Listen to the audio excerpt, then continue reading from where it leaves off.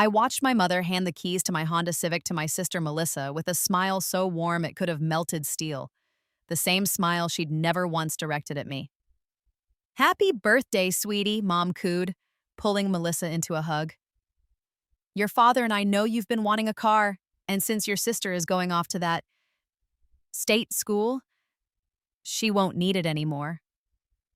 I stood in the doorway of the kitchen, my duffel bag already packed and waiting by the front door. In my pocket, the keys to my midnight blue Porsche 911 felt heavy and satisfying. They had no idea. They never had any idea. "But that's my car. And this," I said, my voice deliberately flat and defeated. I'd practiced this tone in the mirror, weak, helpless, exactly what they expected from me. "I saved for 2 years for the down payment." My father didn't even look up from his newspaper. "You'll take the bus. Builds character. Besides, Melissa needs it more. She's going to Stanford, not some community college." "It's a state university," I corrected softly. "Ranked in the top 50. "Same difference," Dad muttered. Melissa examined the keys in her palm, her perfectly manicured nails painted bubblegum pink. She was beautiful in that calculated, Instagram-ready way. Highlighted hair, designer athleisure, a smile that never quite reached her eyes when she looked at me. "Thanks, Mom. Thanks, Dad. This is perfect." She finally glanced at me and something flickered in her expression. Not quite guilt. Maybe satisfaction. "Sorry, sis, but you understand, right? I need to make the right impression at Stanford." I understood perfectly. I understood that in my previous life, this had been the beginning of the end for me. I'd taken that bus to college, worked 3 jobs to afford textbooks while Melissa posted Instagram stories from California beaches, funded by Mom and Dad's credit card. I'd graduated with honors but crushed under debt, while Melissa had flunked out after 2 years of partying. Yet somehow, I'd still been the disappointment. The real betrayal had come later, when I'd finally landed my dream job at a tech startup. I'd been so excited. For once, something good was happening to me. I'd called home to share the news, hoping that maybe, finally, they'd be proud. Instead, my mother had asked if I could send money to help Melissa with her business idea, a boutique that lasted 6 months before drowning in debt. When I'd said I needed to build my own savings first, my father had called me selfish. When Melissa's boutique failed and she needed a place to stay, they'd called me in the middle of the night, demanding I let her move into my 1-bedroom apartment. I'd said no. It was the first time I'd ever said no to them. They'd disowned me. Not officially, not with paperwork, but with silence. No calls, no visits. When I'd gotten engaged 2 years later, I'd invited them to the wedding out of obligation. They'd sent a card with a $50 check made out to the wrong name. My sister's name, actually, as if they couldn't even be bothered to remember which daughter was getting married. The real death blow had come when my grandmother, the only family member who'd ever truly loved me, passed away. She'd been wealthy, the kind of wealth that old money accumulated quietly over generations. In her will, she'd left everything to me, not because she didn't love Melissa, but because she knew I'd actually appreciate it, use it wisely. She'd known what my parents were. I'd never gotten that inheritance. My parents had contested the will, claiming I'd manipulated a sick old woman. They'd tied it up in court for 3 years, draining the estate with legal fees while I struggled alone. In the end, we'd settled. They'd gotten 60%, I'd gotten 40%, and the lawyers had gotten fat. That 40% had changed my life. I'd invested it, started my own consulting firm, built something real, but by then, I'd lost years.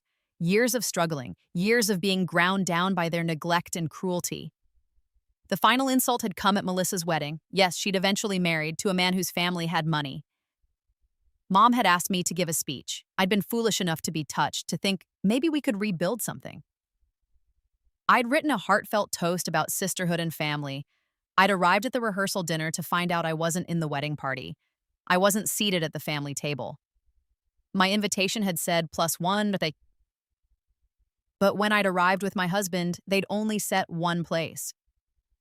My husband had eaten his dinner standing up by the bar while Melissa's in-laws watched with pity in their eyes. During my speech, which I'd given anyway, determined to be the bigger person, Melissa had been on her phone. She hadn't heard a word.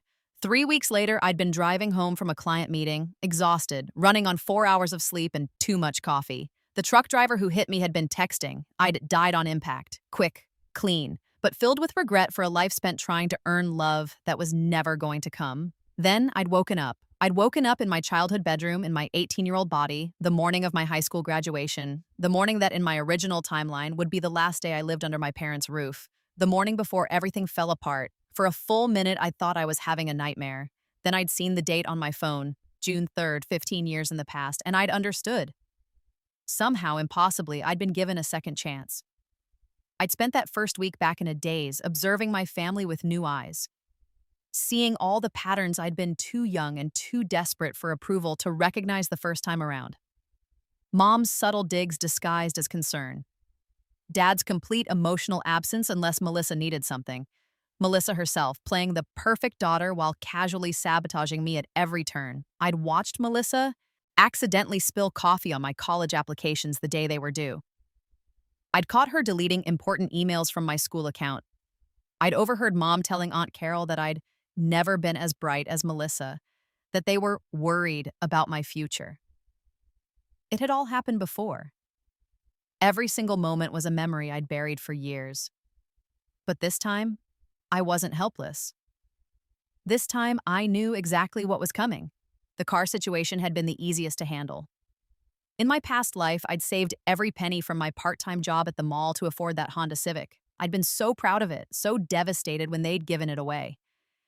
This time, I'd still worked that same job, but I'd also invested. I'd taken my savings, money I'd originally used for the car down payment, and put it into stocks I knew would explode. Amazon, Apple, Tesla. Companies that 18-year-old me shouldn't have had the foresight to bet on, but 33-year-old me in an 18-year-old's body absolutely did. I'd also bought Bitcoin when it was still under $1. Lots of Bitcoin. By the time Melissa's birthday rolled around 3 months later, I'd had enough liquid capital to buy a Porsche outright. I'd paid cash, I'd kept it in a private garage across town, and I'd waited for this exact moment. "You're being dramatic, Claire," Mom said, sighing as if I were the unreasonable one. "It's just a car. We'll help you get another one eventually. Maybe something more practical. You don't need anything fancy for a state school." "Right," I said. I picked up my duffel bag. "I should get going, don't want to miss my bus." I saw it then, the flash of triumph in Melissa's eyes.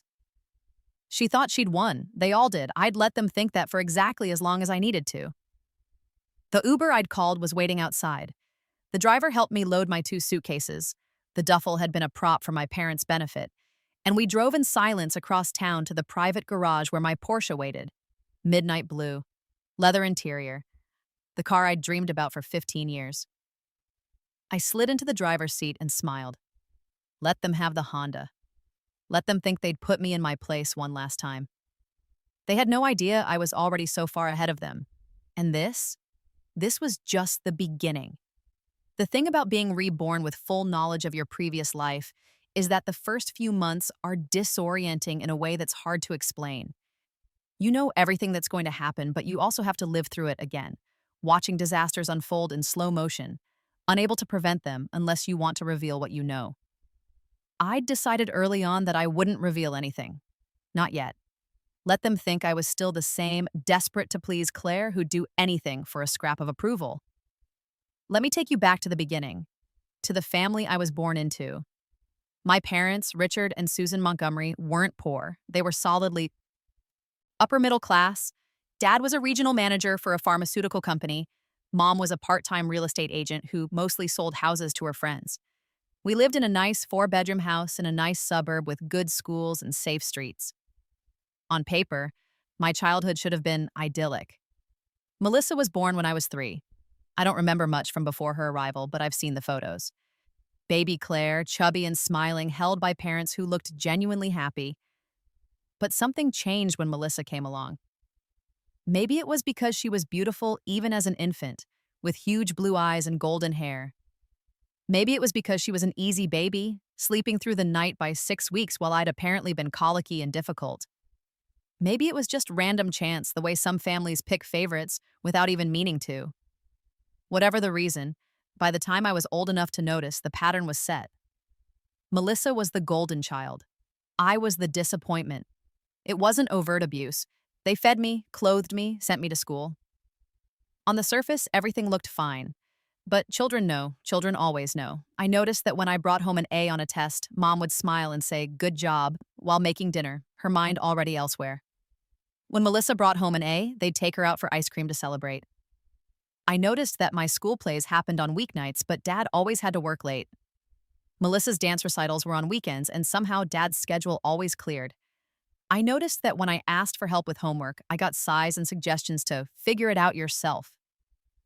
When Melissa asked, it became a family activity. Everyone gathered around the dining room table. The worst part was that they didn't seem to realize they were doing it. If you'd asked them, they'd have sworn they loved us equally. They'd have pointed to the fact that we got similar Christmas presents, though Melissa's were always slightly nicer, slightly more expensive. They'd have noted that we both went to the same schools, had the same opportunities. But love isn't just about physical things. Love is attention, time, energy, belief. And they believed in Melissa. They never believed in me. By middle school, I'd internalized it. I was the lesser daughter, the one who had to work twice as hard for half the recognition. I threw myself into my studies, thinking that if I was smart enough, accomplished enough, they'd finally see me. It never worked. When I made honor roll every semester, it was expected. When Melissa made honor roll once, it was a miracle worth celebrating. High school was worse. Melissa blossomed into the kind of girl who ruled the social hierarchy. Pretty, popular, effortlessly charming. I was awkward, bookish, invisible. I had friends, but they were other invisible kids. We ate lunch in the library and talked about college like it was an escape plan. Because for me, it was. I'd gotten into 7 universities in it, my first life. 3 were state schools, 2 were private colleges with partial scholarships, and 2 were reach schools that had somehow said yes. I'd been so proud. I'd worked so hard. I'd made the mistake of showing my acceptance letters to my parents at dinner one night, thinking they'd finally be proud of me. Dad had glanced at them and nodded. "That's nice, Claire. Which one's cheapest?" Mom had frowned at the letters. "These are all so far away. Don't you want to stay closer to home?" Only Melissa had seemed impressed. "Wow, Claire, I didn't know you were smart enough for those schools." Her tone had made it clear she hadn't meant it as a compliment. I'd chosen the state university because it had the best program for my major, and because it was exactly 8 hours away. Far enough that I couldn't come home every weekend. Close enough that I couldn't be accused of abandoning the family. That summer before college had been when I'd worked my ass off to save for the car. I'd waitressed at a local diner, worked doubles, came home smelling like grease and coffee. Meanwhile, Melissa had spent the summer at the pool preparing for her senior year, taking a light course load so she could focus on building her college application. She'd gotten into Stanford with a 3.7 GPA and mediocre test scores. Good essays, though. I knew because I'd helped her write them. I'd been so stupid, so desperate to be a good sister, to make her like me. I'd bought the Honda Civic in late July. A 2008 model, nothing fancy, but it was mine. I'd taken out a small loan for the down payment, planning to work part-time during college to cover the monthly payments. I'd been so proud. When I'd shown my parents, Dad had grunted approval. Mom had said it was cute. Melissa's birthday was in early August. She turned 18 the summer before her senior year. I'd still been home packing for college when Mom and Dad had called me into the living room. "We've been thinking," Mom had said in that tone that meant she'd already made up her mind. "And it doesn't really make sense for you to take your car to college. You'll be living on campus. You won't need it." I'd felt my stomach drop. "But I have that work-study job off campus, and I'll need it for grocery runs for—" "The campus has a bus system," Dad interrupted. "You'll be fine." "We'd like to give the car to Melissa for her birthday," Mom continued as if I hadn't spoken. "She needs something reliable for her senior year, and this way she'll be used to driving it when she goes to Stanford. We'll help you get something else in a year or 2, once you're settled." I'd opened my mouth to argue, to scream, to cry, but Melissa had walked in at that moment, and the look on her face had told me she'd known. She'd known this was coming. Maybe she'd even suggested it. "Really?" she'd said, her voice pitched perfectly between surprised and grateful. "That's so generous." Thanks, Mom and Dad. And thanks. Claire, I know this is a sacrifice. She hadn't known. She hadn't known a thing about sacrifice, but I'd been young and desperate and so well trained to seek approval that I'd swallowed my anger and said, "Sure, happy birthday, Melissa." I'd taken the bus to college. 3 transfers, 4 hours each way. I'd missed classes when I couldn't get shifts that worked with the bus schedule. I'd spent every winter break and summer break working double shifts to save up for a new car, only to have some emergency or another crop up. Textbooks cost more than expected. My laptop died, I got sick, and missed a week of work. By the time I graduated, I still didn't have a car. Melissa had wrecked the Honda my junior year, totaling it while driving drunk. She'd been fine. The other driver had been fine. My parents had bought her a new car, a Toyota Camry, actually nice, without a second thought. When I'd asked if maybe they could help me get a used car now that Melissa had a new one, Dad had said they couldn't afford it. The new car had stretched their budget. I'd taken that lie and swallowed it too, but this time was different. I'd spent the past 3 months since my rebirth carefully reconstructing my financial strategy. I'd opened investment accounts under my own name. I was 18, legally an adult, and I'd been careful to use online brokerages my parents had never heard of. I'd sold most of my positions just before the small market dips I remembered, bought back in at the bottom. I'd day traded when I knew exactly how certain stocks would move. It felt like cheating. It was cheating. But I'd decided I didn't care. The universe had given me a second chance. I was going to use it. By the time I drove away from my parents' house in my Porsche, I had $847,000 in various investment accounts. Not enough to retire on at 18, but enough to be completely financially independent. Enough to never need them again. That was the real revenge. Not the car. The car was just a symbol. The real revenge was that I didn't need them anymore, and they had no idea. College the second time around was surreal.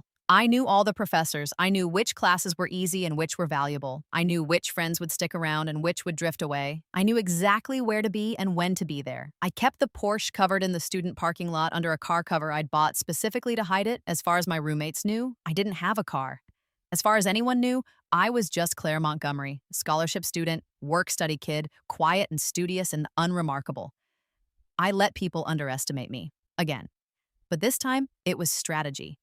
I'd learned in my first life that the key to success wasn't just being smart. It was timing. It was knowing when to reveal your hand and when to hold your cards close. The first few months of college, I focused on building relationships. I joined the investment club where I made connections with students who'd go on to work at major financial firms. I volunteered at the Career Center, getting to know the advisors who'd later connect me with opportunities. I attended every networking event, shook every hand, collected every business card, and I invested aggressively. I knew which cryptocurrencies would boom, which tech startups would explode, which real estate markets would skyrocket. I spread my investments carefully, diversifying but always with that insider knowledge of what was coming. By Christmas of my freshman year, I had $1.2 million. I went home for the holidays because not going would have raised questions I wasn't ready to answer. I needed them to still think I was struggling, still think I was the failure they'd always expected me to be. The house looked exactly as I remembered it.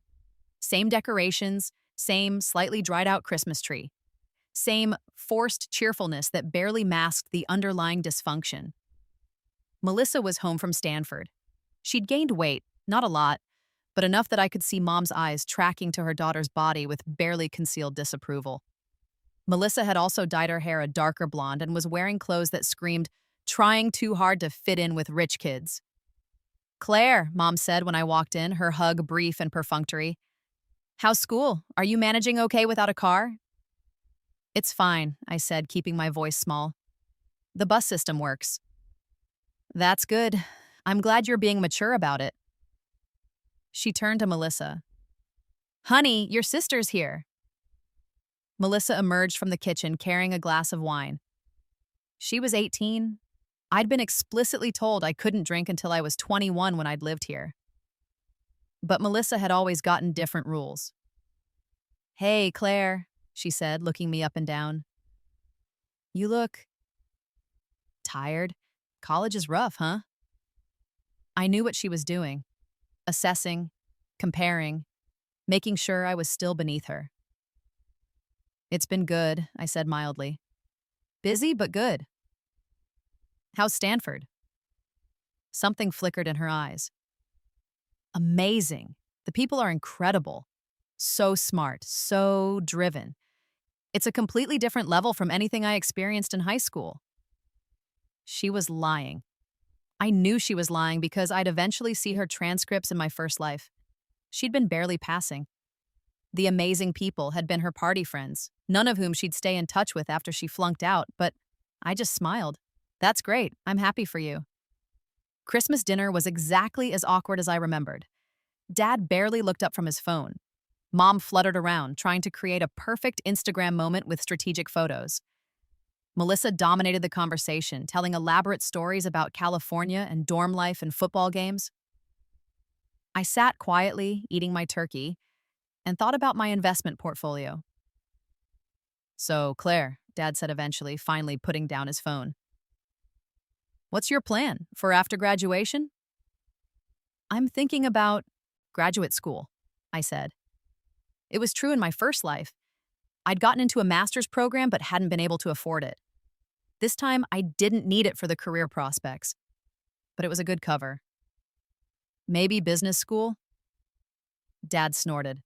Business school? That's ambitious. Those programs are expensive. I know, I'm looking into scholarships. Well, don't expect us to help, he said bluntly. We're already stretched thin with Melissa's tuition. Stanford cost $70,000 a year. They were paying full freight because Melissa hadn't qualified for financial aid and hadn't gotten scholarships. My state university cost $15,000 a year, and I had a partial scholarship that brought it down to $9,000. I paid for it myself with loans and work study. I know, I said. I wouldn't ask. Mom patted my hand, her touch light and meaningless. We know you'll figure it out, sweetheart. You've always been so independent. Independent. Their word for we don't want to help you. That night, lying in my childhood bed, I checked my portfolio on my phone. Bitcoin had jumped another 15%. My Tesla stocks were performing exactly as I knew they would, 1.3 million now. I fell asleep smiling. The turning point came in February of my freshman year, right before Valentine's Day. In my first life, this had been when everything with Grandmother Montgomery had started to unravel. Grandma Rose, my father's mother, was old money from Connecticut. Her husband had built a telecommunications empire in the 70s, and when he died, he'd left her wealthy beyond anything my father had ever achieved. She was eccentric, brilliant, and the only member of my family who'd ever really seen me. In my first life, she'd called me that February to tell me she was sick. Stage 4 pancreatic cancer. 6 months to live, maybe less. I'd driven home immediately, borrowed a friend's car, driven through the night, and spent every weekend that semester sitting by her bedside in the hospice facility, reading to her, talking to her, just being there. My parents had visited twice. Melissa hadn't come at all. She'd been too busy with Stanford. Grandma Rose had held my hand one afternoon in May, just weeks before she died, and told me she was leaving me everything. The house in Connecticut, the stocks and bonds, the family jewelry, all of it. Not because I don't love your sister, she'd whispered, her voice weak but certain. But because you're the one who'll appreciate it, who'll use it to build something good. Your parents will try to take it from you, sweetheart. They'll try to convince you that you don't deserve it. Don't listen to them. I'd cried and promised her I'd make her proud. She'd died 3 weeks later. And my parents had immediately contested the will. This time, I was ready. When Grandma Rose called in February, I answered on the first ring. Claire, darling, she said, her voice already weaker than I remembered. I need to talk to you about something. I know, Grandma, I said softly. I know you're sick. There was a long pause. How did you? I just know. I'm coming home this weekend. We need to talk. I drove the Porsche this time. No more borrowed cars, no more hiding. Grandma Rose lived in a stately home in Greenwich, Connecticut, a 2-hour drive from campus. When I pulled into her circular driveway, I saw the curtains twitch. She was watching for me. She opened the door herself, looking thinner than I remembered, but still elegant in her cashmere and pearls. That's quite a car for a college freshman, she said, her eyes sharp. Can we talk inside, Grandma? We sat in her parlor. She actually called it a parlor because she was that kind of old money elegant. And I told her everything. Not about the rebirth, I wasn't that crazy. But I told her what I knew was coming, that she was sick, that my parents would fight me for the inheritance, that I needed her help to make sure her wishes were honored. I've made some good investments, I explained when she asked how I knew about the will. I've been lucky, and I've been paying attention to family dynamics. I know Mom and Dad, I know what they'll do. She studied me for a long moment, her blue eyes, so like Melissa's, but sharper, kinder, searching my face. You've changed, she said finally. You're different from the last time I saw you. I grew up fast, I said. It wasn't a lie. She smiled. Good. You'll need to be strong for what's coming. She took my hand, her skin paper thin. I'm going to change my will. Make it ironclad. Trust structures, overseas accounts, the works. But Claire, you need to promise me something. Anything. Don't let them make you cruel. Revenge is fine. I'm not so old I don't understand the appeal, but don't let anger consume you. Build something beautiful with what I'm leaving you. Be better than they are. I squeezed her hand. I promise, Grandma. We spent that weekend with lawyers. Grandma Rose's attorneys were prestigious, expensive, and very, very good. By Sunday evening, we'd restructured everything. The inheritance would go into an irrevocable trust with me as the sole beneficiary. My parents could contest until they were blue in the face, but they'd never touch a penny. The trust would activate upon her death, but there was a catch. I wouldn't get full access until I turned 25 or until I completed a graduate degree, whichever came first. Until then, I'd get a monthly stipend of $10,000. More than enough to live on, but not so much that I'd lose my motivation. Grandma Rose had been smart about it. She knew that too much money too soon could ruin a young person. This way, I'd have security but still have reasons to build my own success. The full amount will be waiting for you, she said as I left Sunday night. Approximately $8.3 million plus the Connecticut house and its contents. My lawyer will contact you when the time comes. Hugged her carefully, aware of how fragile she felt. Thank you, Grandma, for everything, for believing in me. I always have, darling. Always will. She pulled back, holding my shoulders. Now go. Build your life. And when those vultures circle, you stand firm. Grandma Rose died in April, just 6 weeks later. I'd visited her every weekend until the end. My parents came once, spent 30 minutes, and left claiming they had obligations. Melissa never came at all. The funeral was small. Grandma Rose had requested it be that way. In her will, she'd left explicit instructions, no large memorial, no performative grief, just a simple service for the people who'd actually cared about her. My parents were furious when they found out about the trust. The call came 3 days after the funeral. What the hell did you do? Dad's voice was shaking with rage. You manipulated her. You brainwashed a sick old woman. I was in my dorm room, my roommate conveniently gone for the evening. I put him on speaker and let him rant. She left everything to you. Everything. Do you know what that means? We're her family. We deserve... You visited her once while she was dying, I interrupted, my voice cold. Once. I was there every weekend. Where were you? We have responsibilities. We have jobs. We have Melissa. Melissa couldn't be bothered to visit her dying grandmother even once. And you're surprised Grandma Rose didn't leave her anything? Mom grabbed the phone. Claire, you need to fix this. You need to tell the lawyers to split the inheritance. It's only fair. We're your parents. Melissa is your sister. No, I said simply. What do you mean, no? I mean, no. Grandma Rose made her wishes clear. She knew exactly what she was doing. The will is ironclad. We'll contest it, Dad shouted in the background. We'll tie this up for years. You can try, but... I said. But you'll lose, and you'll waste a lot of money on lawyers in the process. Grandma Rose made sure of that. I hung up before they could respond. They called back 17 times that night. I blocked their numbers. They'd contest the will anyway. I knew they would. but this time they'd lose. This time, I'd made sure of it. The climax of my revenge didn't come all at once. It built slowly, carefully, like a symphony reaching its crescendo. The first movement started in my sophomore year when Melissa flunked out of Stanford. She'd called me in tears, begging me not to tell mom and dad. She was on academic probation. She'd failed 3 classes. She was partying too much, not studying enough, completely overwhelmed by the academic rigor she'd never really been prepared for. In my first life, I'd kept her secret for months. I'd even helped her try to study, spent hours on video calls going over her coursework. It hadn't mattered.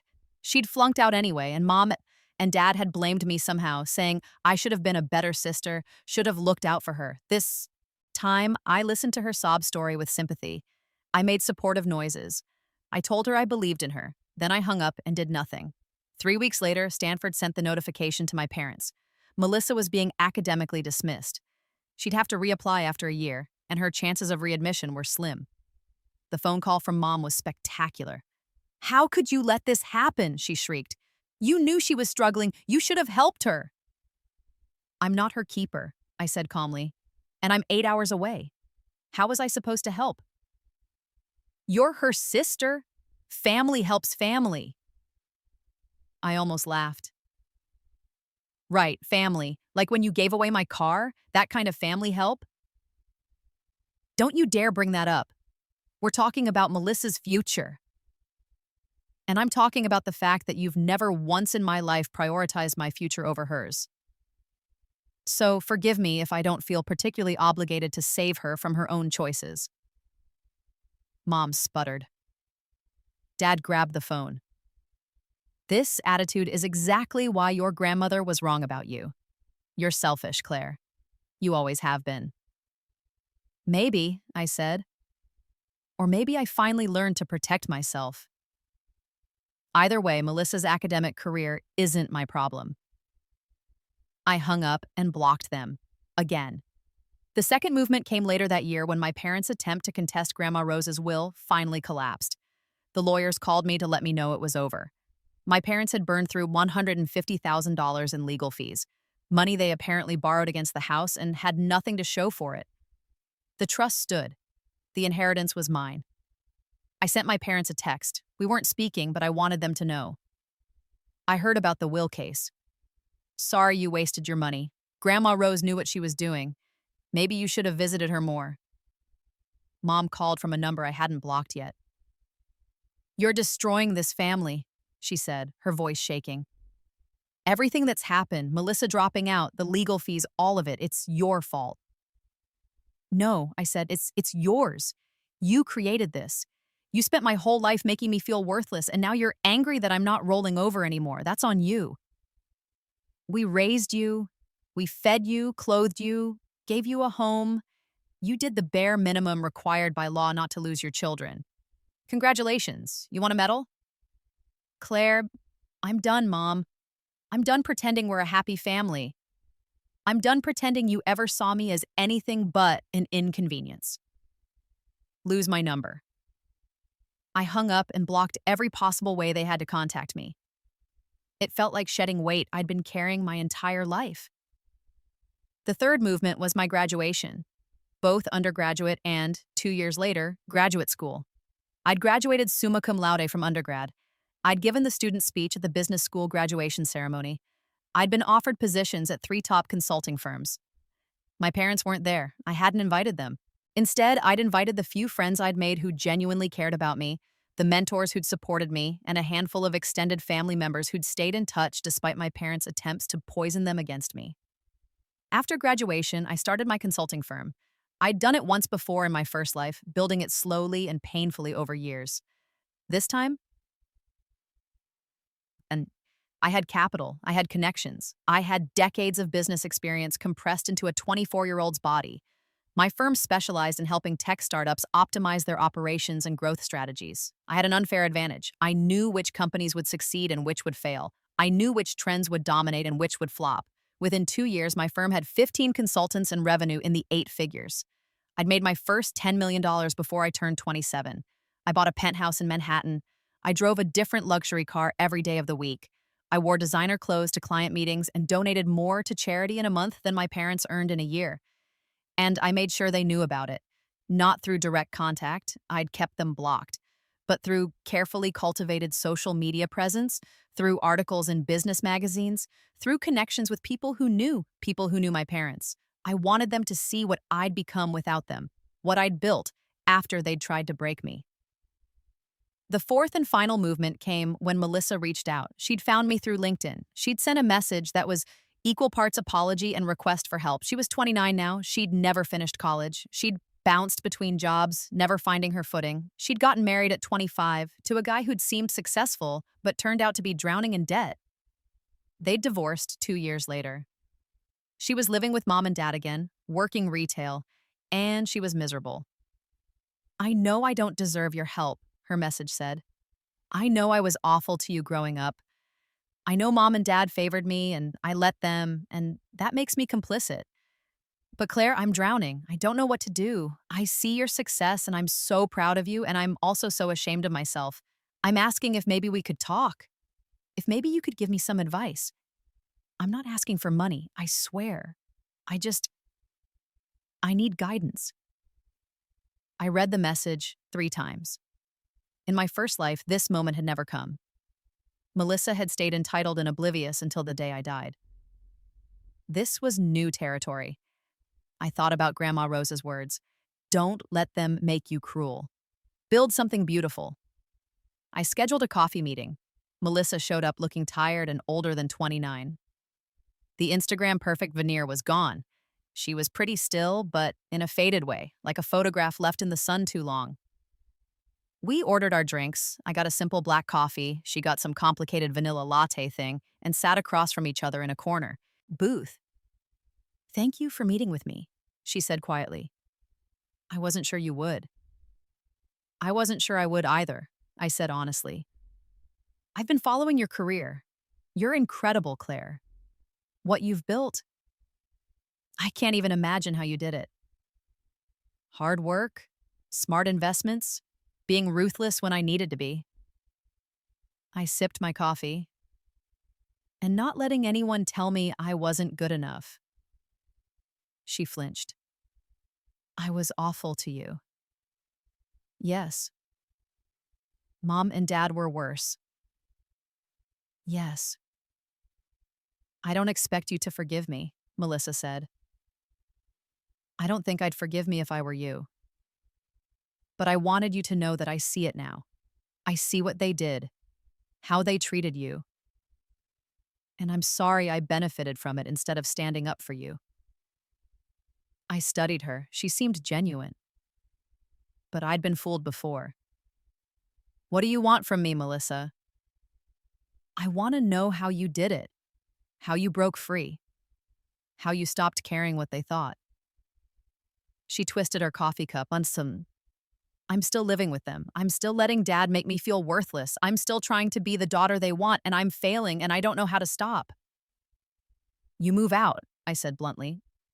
"You get your own place, even if it's a tiny apartment. You stop asking for their approval. You build your own life." "I can't afford." "Then you get a roommate. You work 2 jobs. You do what you have to do." I leaned forward. "I'm going to be harsh now, Melissa, and I need you to really hear this. You had every advantage I didn't. You had their love, their support, their money. You had the car, the nice college, the easy path, and you squandered it. That's not my fault. That's not their fault anymore. That's on you." She nodded, tears in her eyes. "I know." "But," I continued, "you're 29. You have time to fix this. The question is whether you actually want to or whether you just want me to fix it for you." "I want to fix it," she said. "I don't know how, but I want to." I made a decision. Maybe it was stupid, maybe it was soft. But Grandma Rose had said not to let revenge make me cruel. "I'll help you," I said. "Not with money, but I'll help you figure out a plan. I'll connect you with people at my company who can help you develop skills. I'll give you advice, but you have to do the work. You have to actually change. And if you fall back into old patterns, if you start expecting handouts or special treatment, I'm done. Understood?" "Understood," she whispered. Over the next year, Melissa did change.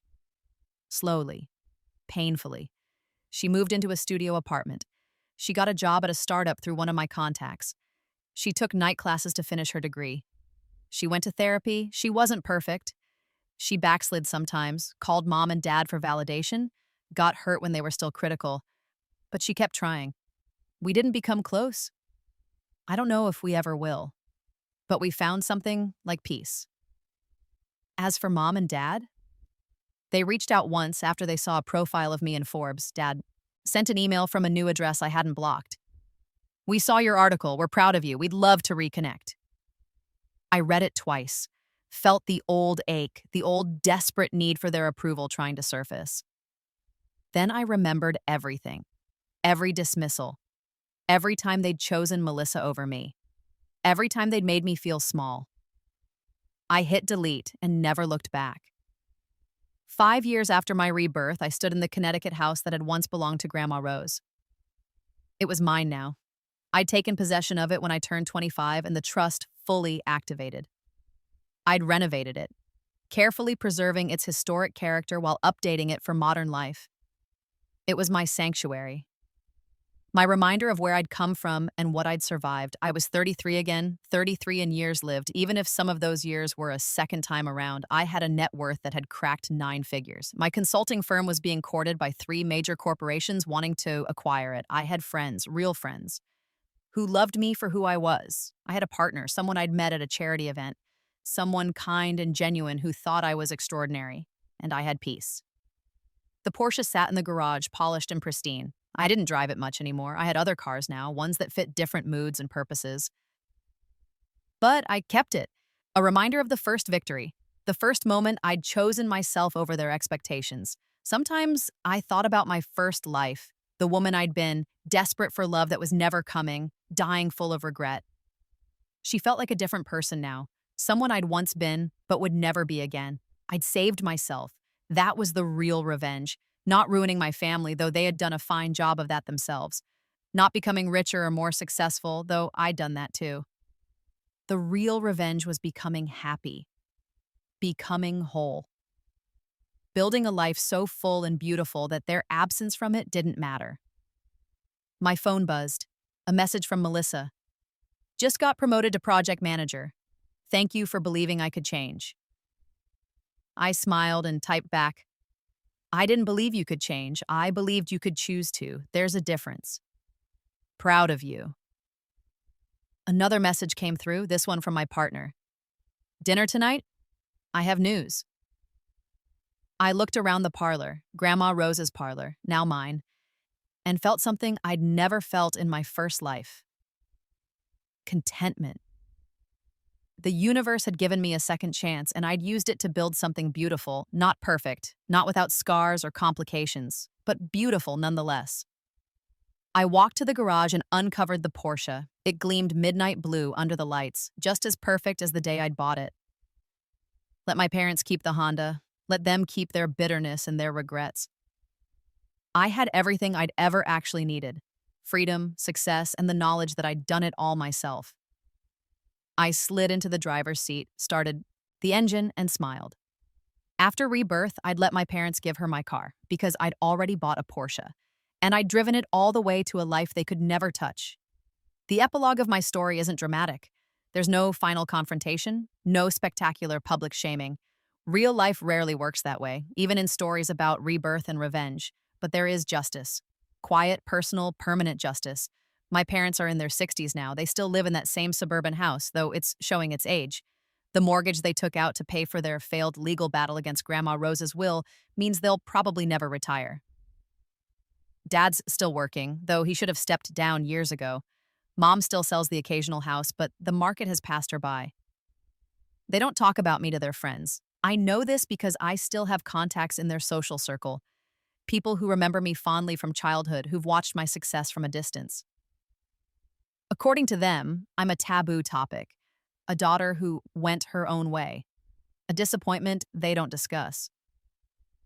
The irony isn't lost on me. Melissa is 34 now, engaged to a good man who works in education. She's the project manager at a tech company, not one of the giants, but a solid mid-size firm doing good work. She makes a comfortable living.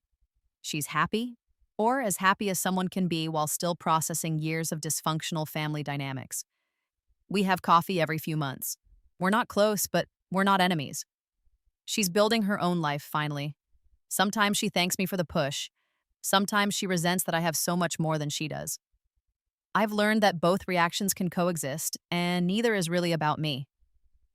She still sees mom and dad occasionally.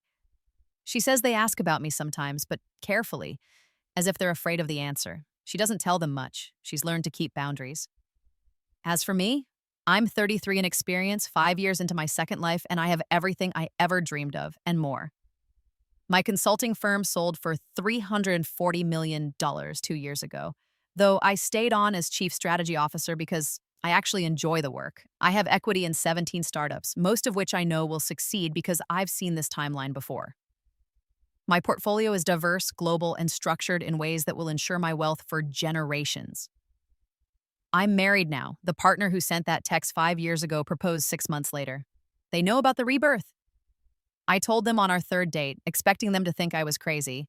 Instead, they just nodded thoughtfully and said, "That explains a lot about you, actually." We're happy.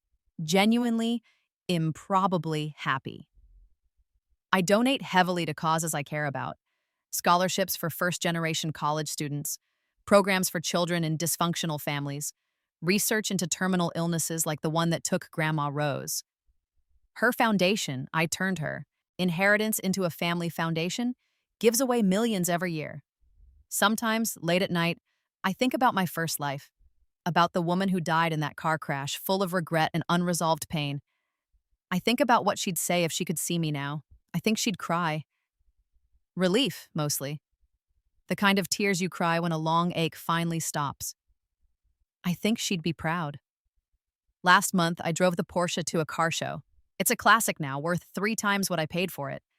People gathered around it, admiring the lines, the color, the pristine condition. A teenage girl, maybe 16, asked me how I could afford something so beautiful. I worked hard, I told her. I made smart choices. And I didn't let anyone tell me I didn't deserve it. "Not even your family?" she asked. I smiled. "Especially not them." She nodded like she understood. Maybe she had her own Melissa, her own parents who couldn't see her for who she was. "It gets better," I told her. "If you fight for it, if you refuse to accept their version of who you are, it gets better." I don't know if she believed me, but I hope she remembered. The truth is, I got lucky. The rebirth, the foreknowledge, the ability to start over, those were gifts most people never receive. I know that. I don't pretend my success is purely self-made when I literally had insider knowledge of 15 years of market movements.